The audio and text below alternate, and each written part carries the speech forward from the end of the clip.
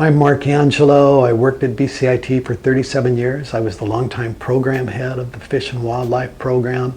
I also went on to be the founder and chair of both BC and World Rivers Day. I was very honored to work at BCIT. I was encouraged to write Little Creek That Could, my very first children's book, by my grandson.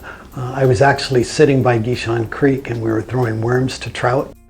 And I was telling him the story about the reclamation of this stream, and he said, "Granddad, you should write a children's book about that." And I thought that was a brilliant idea. I had not done a children's book prior to that. So I wrote the book, and I worked with an illustrator out of Ireland, Roz Webb.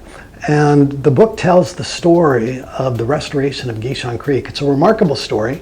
It goes back to the early days of BCIT when I first started here. I worked in the Fish and Wildlife program, and I was very much a river advocate, and I was excited that a stream ran through BCIT property.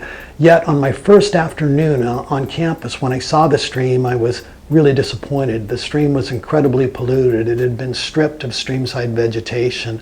It was filled with garbage and debris. So I was sad to see that. But just by coincidence, on my second day at BCIT, I came back to the creek and I met an elderly gentleman who had lived here in Burnaby, close to the creek, for 80 years.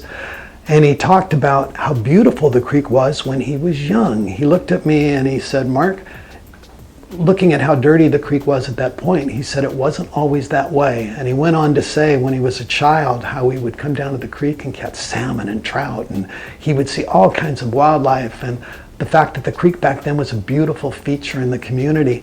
And after talking to him, I was so inspired, and I thought, wouldn't it be neat if we could bring the creek back to what it once was?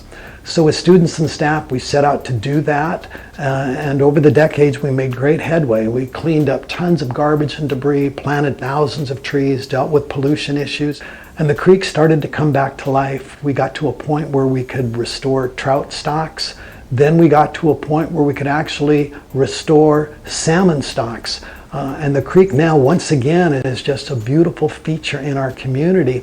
So the story about the Little Creek That Could, it's a very hopeful story, a very positive story. It has a wonderful message about, regardless of how bad things get, nature can heal itself if only we give it a chance.